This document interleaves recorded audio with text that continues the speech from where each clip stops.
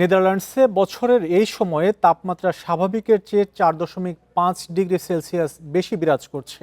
এছাড়া অনাবৃষ্টির প্রভাবে দেশটির নদীগুলো শুকিয়ে গেছে। ওয়াল নদীতে আটকা পড়েছে বেশ কিছু হাউসবোট।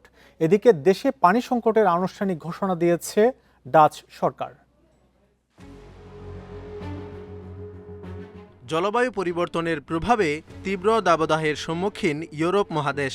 গ্রীষ্ম শুরুর আগেই বিভিন্ন দেশে তাপমাত্রা অত্যধিক বেড়েছে।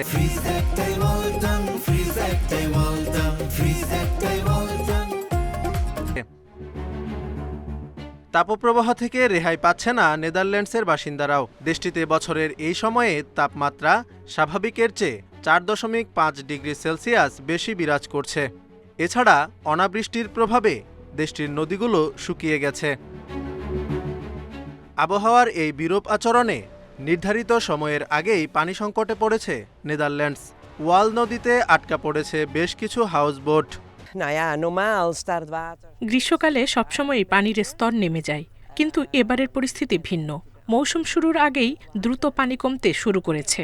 আমাদের হাউসবোটটি নদীগর্ভে আটকা পড়েছে এবং কিছুটা হেলে পড়েছে।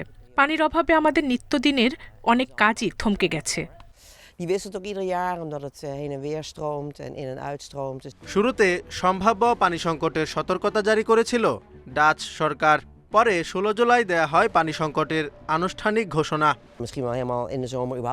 এমনও হতে পারে গ্রীষ্মকালে এখানে পানিই থাকবে না। ইউরোপ জুড়ে প্রবাহিত সব পানির মধ্যে নেদারল্যান্ডস সবচেয়ে কম অংশ পায়। আমরা এই শৃঙ্খলের একেবারে শেষ প্রান্তে আছি, তাই পানির উৎসস্থল দেশগুলোর সাথে আমাদের চুক্তি করতে হয়। চলমান সংকট পানীয় জলের সরবরাহে কোনো প্রভাব ফেলবে না বলে জানিয়েছে কর্তৃপক্ষ। এছাড়া লবণাক্ত পানির প্রবাহ সীমিত করতে নেওয়া হচ্ছে প্রয়োজনীয় ব্যবস্থা। Zobayer Hussain, Independent news.